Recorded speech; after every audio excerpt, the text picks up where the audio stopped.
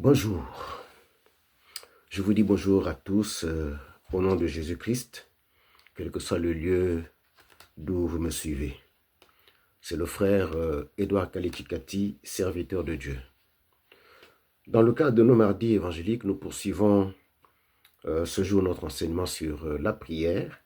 C'est notre deuxième séance sur ce sujet. Nous voulons aujourd'hui parler d'abord du lieu où doit se dérouler la prière. Où doit-on prier? La Bible ne nous indique pas un lieu où doit exclusivement se dérouler la prière. Lorsqu'il s'agit d'une réunion d'église, il est bien de prier ensemble avec les autres bien-aimés au lieu où l'église se réunit régulièrement, c'est-à-dire au temple. Lisons Actes 1, versets 13 à 14. Quand ils furent arrivés, ils montèrent dans la chambre haute où ils se tenaient d'ordinaire. C'étaient Pierre, Jean, Jacques, André, Philippe, Thomas, Barthélemy, Matthieu, Jacques, fils d'Alphée, Simon le Zélote et Jude, fils de Jacques. Tous d'un commun accord persévéraient dans la prière avec les femmes et Marie, mère de Jésus, et avec les frères de Jésus. On va lire aussi Luc 18, verset 10. Deux hommes montèrent au temple pour prier, l'un était pharisien et l'autre publicain. Et enfin, Acte 3, verset 1. Pierre et Jean montaient ensemble au temple à l'heure de la prière, c'était la 9e heure. Donc, comme je dis, pour des réunions d'église, on se retrouve au temple et on fait notre séance de prière avec les autres. Cependant, on peut se réunir en petits groupes, dans un domicile ou dans n'importe quel lieu qui permet d'avoir du calme et de la sérénité pour vaquer à la prière. Cela peut se passer dans un cadre confortable ou même dans la nature. Lisons Acte 12, verset 12. Après avoir réfléchi, il se dirigea vers la maison de Marie, mère de Jean, surnommé Marc, où beaucoup de personnes étaient réunies et priaient. Dans ce cas-ci, la prière en petits groupes se déroulait au domicile de Marie, la mère de Jean-Marc. Lisons aussi Matthieu 14, verset 22. Aussitôt après, il obligea les disciples à monter dans la barque et à passer avant lui de l'autre côté pendant qu'il renverrait la foule. Quand il l'eut renvoyé, il monta sur la montagne pour prier à l'écart, et comme le soir était venu, il était là seul. Dans ce cas-ci, on voit Jésus se retirer seul sur la montagne, à l'écart du tumulte de la foule, pour vaquer à la prière. Lisons aussi Matthieu 26, verset 36, il est écrit, là-dessus, Jésus alla avec eux dans un lieu appelé Gethsémane, et il dit aux disciples, asseyez-vous ici pendant que je m'éloignerai pour prier. Ici, Jésus se retire seul dans un jardin, le jardin de Gethsémane. Il était certes avec les autres, mais à un moment donné, il s'est écarté des autres pour vaquer à la prière. Lisons Acte 16, versets 12 à 13. De là, nous allâmes à Philippe, qui est la première ville d'un district de Macédoine et une colonie. Nous passâmes quelques jours dans cette ville. Le jour du sabbat, nous nous rendîmes hors de la porte, vers une rivière où nous pensions que se trouvait un lieu de prière. Nous nous assîmes et nous parlâmes aux femmes qui étaient réunies. Dans la ville de Philippe, ici à Macédoine, des femmes se réunissaient hors de la porte, c'est-à-dire hors des limites officielles de la ville, vers une rivière pour vaquer à la prière. Lorsqu'on est seul, cependant, on peut aussi prier en plein air, là où on se sent inspiré pour le faire, tout comme on peut prier dans sa chambre, dans son salon, ou même dans sa voiture. Lisons Daniel 6, verset 10. Lorsque Daniel sut que le décret était écrit, il se retira dans sa maison, où les fenêtres de la chambre supérieure étaient ouvertes dans la direction de Jérusalem, et 3 fois le jour, il se mettait à genoux, il priait et il louait son Dieu, comme il le faisait auparavant. Matthieu 6, verset 6. Mais quand tu pries, entre dans ta chambre, ferme ta porte et prie ton Père qui est là dans le lieu secret, et ton Père qui voit dans le secret te le rendra. On peut aussi prier dans un bureau, si on ne dérange pas les autres, dans sa voiture, comme je l'ai déjà dit un peu plus tôt, ou même dans une prison. Nous avons l'exemple Paul et Silas qui étaient en prison. Lisons Actes 16, versets 23 à 25. Après qu'on les eut chargés de coups, ils les jetèrent en prison en recommandant au geôlier de les garder sûrement.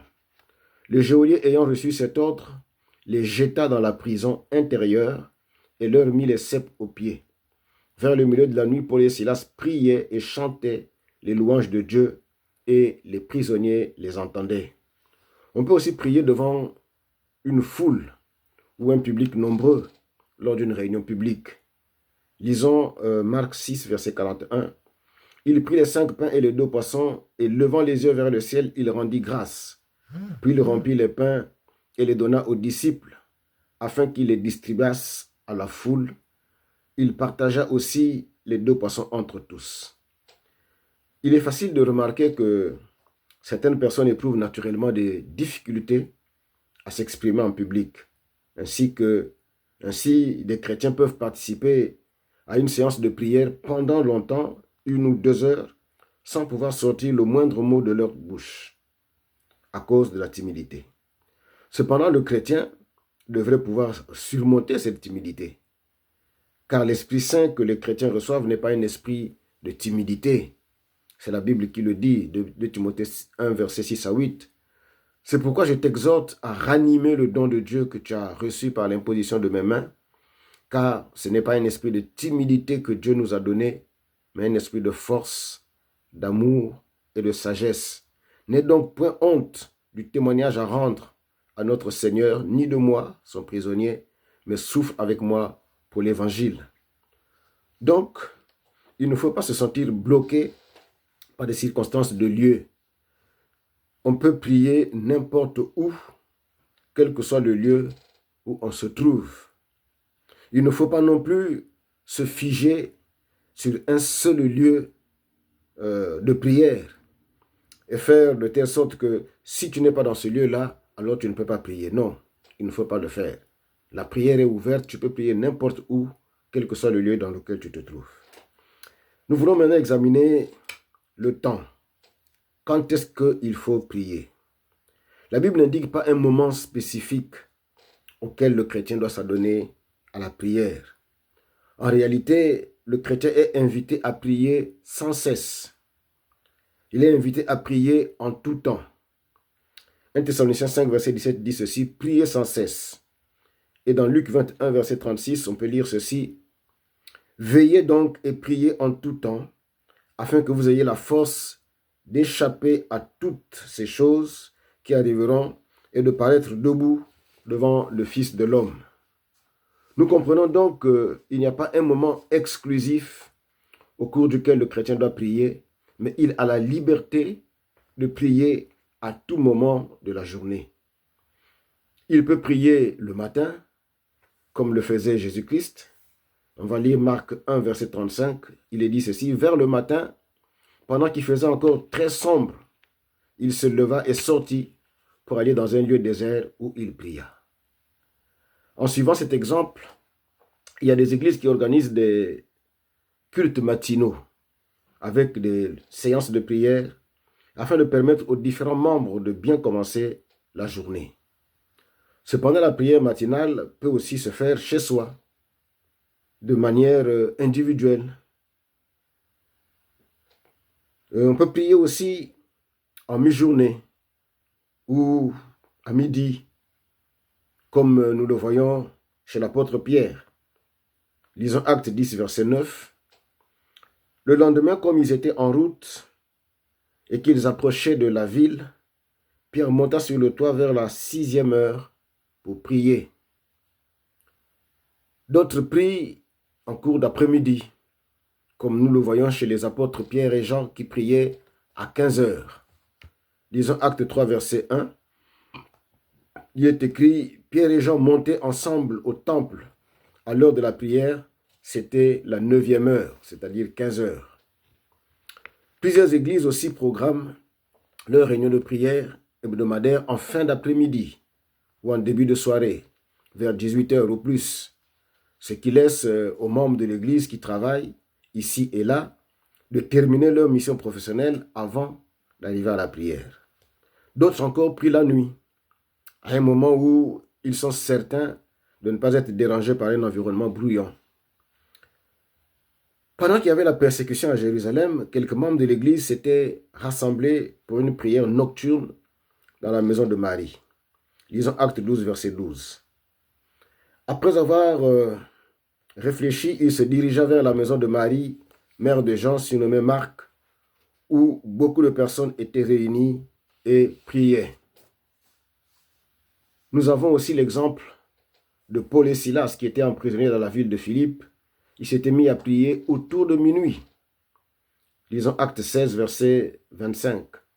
Vers le milieu de la nuit, Paul et Silas priaient et chantaient les louanges de Dieu, et les prisonniers les entendaient. Aussi bien individuellement, en petits groupes ou en réunion d'église, parfois on passe toute la nuit à prier. Ces réunions sont souvent appelées des veillées de prière, et la Bible nous donne l'exemple de Jésus-Christ. Lisons Luc 6, verset 12. En ce temps-là, Jésus se rendit sur la montagne pour prier, et il passa toute la nuit à prier Dieu. Luc 6, verset 12. Selon les convenances de chacun, il y en a qui peuvent prier plusieurs fois par jour, comme nous le montre Daniel. Daniel 6, verset 10. Lorsque Daniel sut que le décret était écrit, il se retira dans sa maison où les fenêtres de la chambre supérieure étaient ouvertes dans la direction de Jérusalem, et 3 fois par jour, il se mettait à genoux, il priait et il louait son Dieu comme il le faisait auparavant. Certaines églises organisent des programmes spéciaux de manière ponctuelle ou répétitive, telles que les semaines de prière. Ces semaines de prière s'organisent soit une fois par mois, ou bien par trimestre, ou par semestre, selon les cas et selon les convenances de chaque église. En fait, le chrétien ne devrait pas attendre un programme précis dans la journée pour s'adonner à la prière. Il peut prier le matin, au réveil, pour rendre des actions de grâce à Dieu qui lui a gratuitement renouvelé le souffle de vie. Il peut prier au moment de ses repas, aussi bien le matin, à mi-journée que le soir, autant de fois qu'il mange dans la journée, pour rendre grâce à Dieu et pour demander la sanctification des mets servis. Il peut aussi prier la nuit, avant de se coucher, pour rendre encore des actions de grâce à Dieu qu'il a protégé pendant toute la journée et pour lui recommander la nuit. Il peut prier autant de fois qu'il le juge nécessaire dans la journée devant les diverses situations qui se présentent à lui. Il ne va pas dire, bon, parce que j'ai prié le matin, je ne peux plus prier à 10h, 11h, alors qu'il y a une situation qui est là. Non, il peut prier, il a la liberté de prier à tout moment, selon les circonstances. Certaines personnes disent que la prière, c'est la respiration du chrétien. C'est-à-dire qu'un chrétien qui s'adonne à la prière est comme un corps qui respire. Et, à contrario, un chrétien qui ne prie pas est comme un corps en agonie. La prière, c'est la respiration du chrétien. De la même manière, Saint Martin, un ancien évêque qui officiait autour de l'an 371 à Tours, en France, disait que la prière est la respiration de l'âme. Cela veut dire qu'une âme qui ne s'adonne pas à la prière s'étiole et suffoque en silence. Si tu es un chrétien, ton âme a besoin de prier. C'est sa respiration. Si ton âme, si tu ne t'adonnes pas à la prière, c'est que ton âme est en train de s'étioler. Ton âme est en train de suffoquer en silence. Voyons maintenant un point important, un autre. À qui faut-il adresser la prière? Fondamentalement, la prière est adressée à Dieu le Père. C'est lui le Créateur, il est le Roi des rois et le Seigneur des seigneurs. C'est à lui qu'il faut s'adresser. Et depuis l'Ancien Testament, nous voyons des prières adressées à Dieu le Père. On va examiner quelques-unes. Lors de l'inauguration du temple construit à Jérusalem, le roi Salomon éleva cette prière à Dieu le Père. Lisons 1 Roi, chapitre 8, versets 22 à 26. Il est écrit ceci. Salomon se plaça devant l'autel de l'Éternel, en face de toute l'assemblée d'Israël. Il étendit ses mains vers le ciel et il dit, « Ô Éternel Dieu d'Israël, il n'y a point de Dieu semblable à toi, ni en haut dans les cieux, ni en bas sur la terre. Tu gardes l'alliance et la miséricorde envers tes serviteurs qui marchent en ta présence de tout leur cœur. Ainsi tu as tenu parole à ton serviteur David, mon père, et ce que tu as déclaré de ta bouche, tu l'accomplis en ce jour par ta puissance. Maintenant, Éternel, Dieu d'Israël, observe la promesse que tu as faite à David, mon père, en disant, tu ne manqueras jamais devant moi d'un successeur assis sur le trône d'Israël, pourvu que tes fils prennent garde à leur voie et qu'ils marchent en ma présence comme tu as marché en ma présence. Oh, qu'elle s'accomplisse, Dieu d'Israël, la promesse que tu as faite à ton serviteur David, mon père. Donc nous voyons ici que Salomon s'adresse à Dieu le Père. Il fait une prière à Dieu le Père. Voyons aussi l'exemple de Manassé. Lorsque le roi Manassé se trouva en difficulté, il éleva aussi une prière à Dieu le Père. On va la lire dans 2 Chroniques 33, versets 10 à 13. L'Éternel parla à Manassé et à son peuple, et il n'y fit au point attention.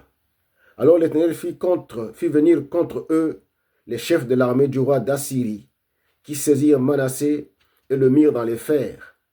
Ils le lièrent avec des chaînes d'airain et le menèrent à Babylone. Lorsqu'il fut dans la détresse, il implora l'Éternel son Dieu et il s'humilia profondément devant le Dieu de ses pères. Il lui adressa ses prières,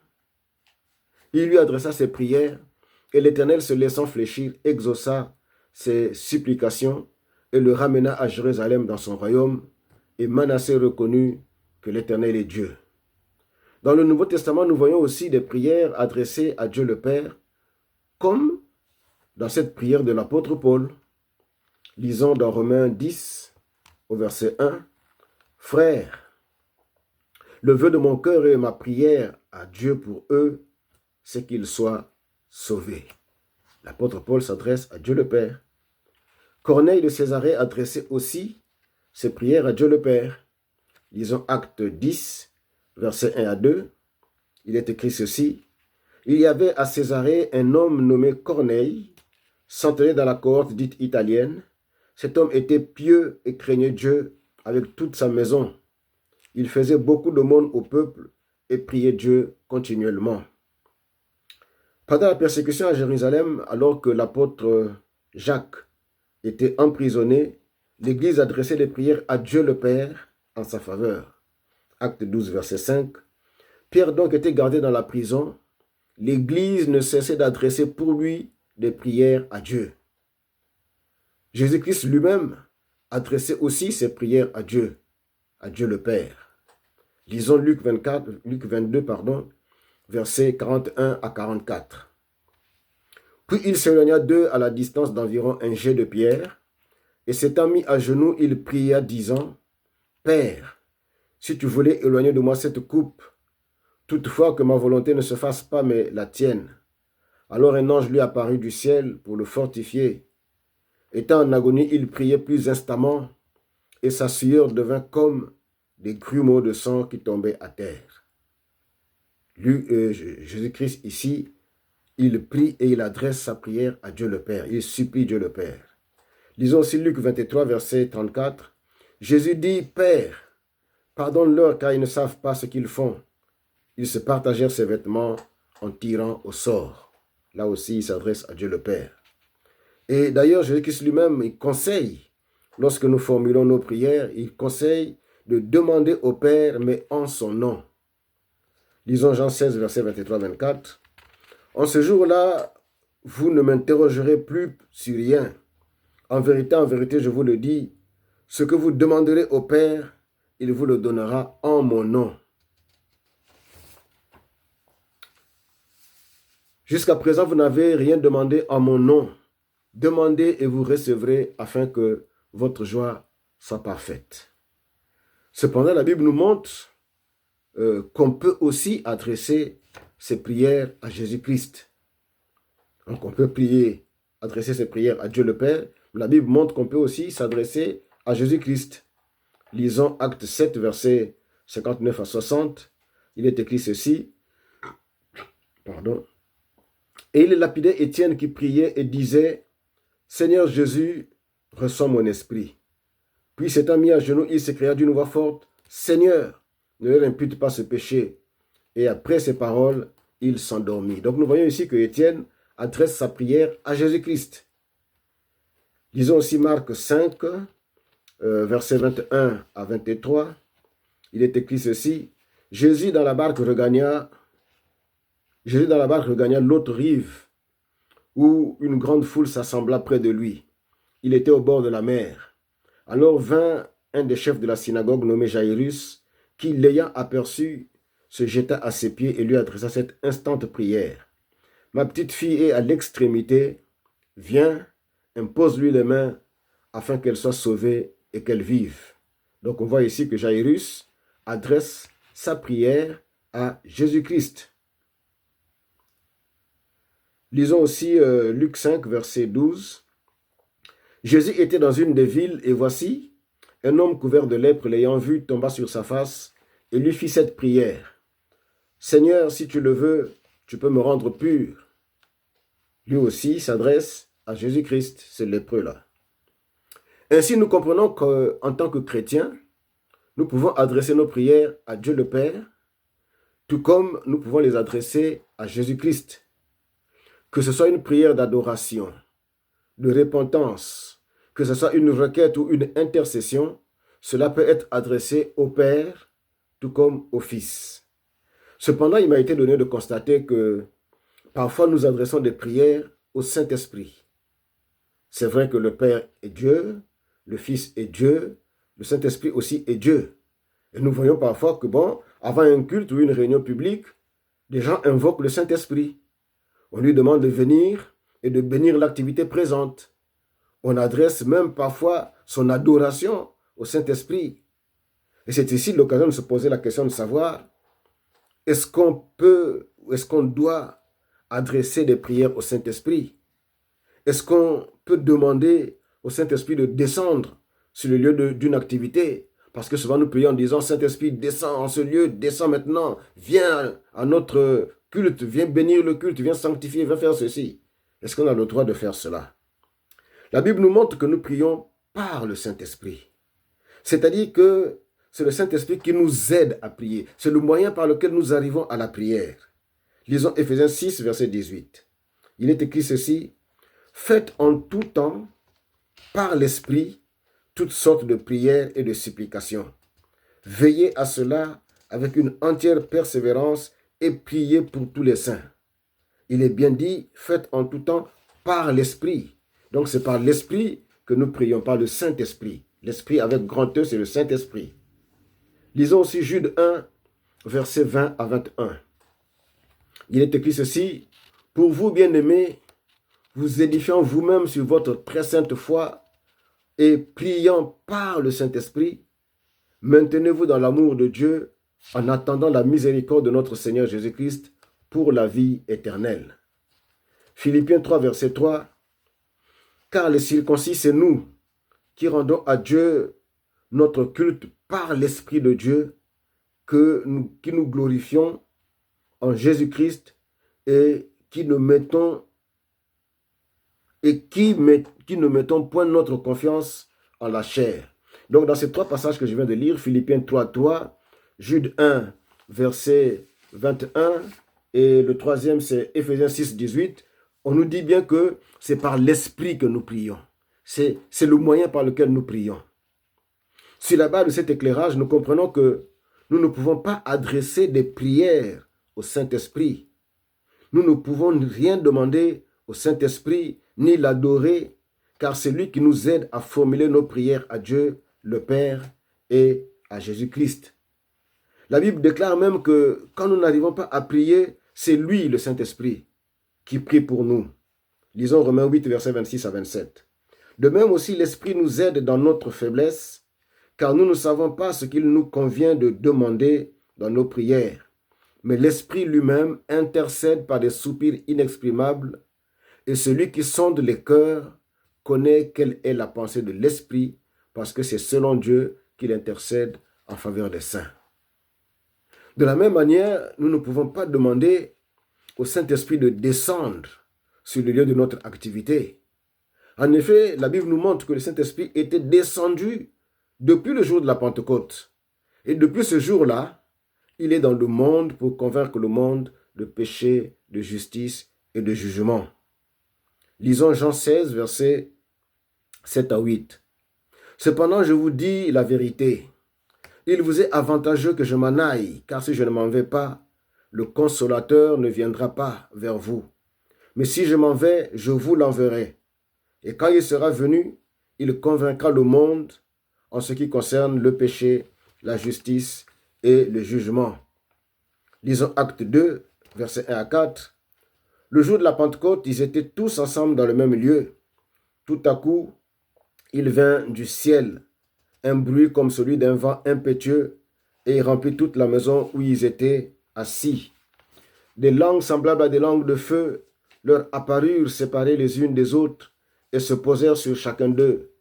Et ils furent tous remplis du Saint-Esprit et se mirent à parler en d'autres langues selon que l'Esprit leur donnait de s'exprimer. Nous voyons donc que dans Jean 16, le Seigneur promet que si lui il part, il enverra le Saint-Esprit qui viendra pour convaincre le monde de péché, de justice et de jugement. Et cette promesse-là s'est accomplie le jour de la Pentecôte que nous venons de lire dans Acte 2. Le jour de la Pentecôte, le Saint-Esprit est descendu. Et depuis ce jour-là, depuis qu'il était descendu ce jour-là, eh bien, il est dans le monde pour convaincre le monde de péché, de justice et de jugement. Ce n'est donc pas à chaque rencontre qu'il faut faire descendre le Saint-Esprit. Il est déjà descendu depuis plusieurs siècles déjà. Le jour de la Pentecôte, nous sommes encore au début du christianisme. Par ailleurs, la Bible déclare que le Saint-Esprit habite dans le corps du chrétien. Il fait du corps du chrétien son temple. Lisons Romains 8, verset 11. Et si l'esprit de celui qui a ressuscité Jésus d'entre les morts habite en vous, celui qui a ressuscité Christ d'entre les morts rendra aussi la vie à vos corps mortels par son esprit qui habite en vous. 1 Corinthiens 3, verset 16. Ne savez-vous pas que vous êtes le temple de Dieu et que l'Esprit de Dieu habite en vous? 1 Corinthiens 6, verset 19. Ne savez-vous pas que votre corps est le temple du Saint-Esprit qui est en vous et que vous avez reçu de Dieu et que vous ne vous appartenez point à vous-même? Donc nous voyons dans tous ces passages, la Bible affirme que le corps du chrétien, c'est le temple du Saint-Esprit. Le Saint-Esprit habite dans le chrétien. Donc on ne peut pas avoir le Saint-Esprit en soi, qui habite là en soi, et demander encore qu'il descende pour venir faire ceci ou venir faire cela. Toi qui demandes que le Saint-Esprit descende, mais le Saint-Esprit est déjà en toi, il habite en toi. Il habite dans ton corps est son temple. Et donc à tout moment, le Saint-Esprit est avec toi, de jour comme de nuit. Il était disponible. C'est lui qui te conduit dans toute la vérité. Il t'aide à prier et prie même pour toi par des soupirs inexprimables. Donc tu ne peux plus être en train de demander au Saint-Esprit de descendre, de venir. Il est déjà en toi, il habite en toi. Cela veut dire que toute prière demandant au Saint-Esprit de descendre n'est pas conforme aux Écritures. Nous devons retenir donc que la prière doit être adressée à Dieu le Père ou à Jésus-Christ. Et Jésus-Christ, c'est la seule personne, en dehors de Dieu le Père, à qui nous pouvons adresser nos prières. Alors j'insiste là-dessus, la seule personne, en dehors de Dieu le Père, à qui on peut adresser la prière, c'est Jésus-Christ et Jésus-Christ seul. La Bible dit qu'il est le seul médiateur entre Dieu et les hommes. Jésus-Christ est le seul médiateur entre Dieu et les hommes. Lisons 1 Timothée 2, versets 5 à 6. Car il y a un seul Dieu et aussi un seul médiateur entre Dieu et les hommes, Jésus-Christ homme, qui s'est donné lui-même en rançon pour tous. C'est là le témoignage rendu en son propre temps. La Bible déclare aussi que Jésus-Christ intercède pour nous. Romains 8, versets 33 à 34. Qui accusera les élus de Dieu? C'est Dieu qui justifie. Qui les condamnera? Christ est mort. Bien plus, il est ressuscité et il est à la droite de Dieu et il intercède pour nous. En dehors de Dieu et de Jésus-Christ, il n'y a personne d'autre à qui un chrétien doit adresser une prière. En dehors de Dieu le Père et de Jésus-Christ, personne d'autre, il n'y en a pas à qui il faut adresser une prière. Nous comprenons donc que toute prière adressée à quelqu'un d'autre, fût-il un personnage biblique, un grand homme de Dieu, un prophète, un apôtre, tout ce que vous voulez, ou autre, bien cette prière-là n'est pas conforme aux Écritures. Maintenant, nous pouvons nous poser la question de savoir comment prier. Que faut-il dire dans sa prière? Quelle position ou quelle attitude avoir durant la prière? Eh bien, nous allons nous arrêter par là aujourd'hui. Nous répondrons à ces questions à notre prochaine séance. Que Dieu vous bénisse tous et qu'il vous garde. Amen.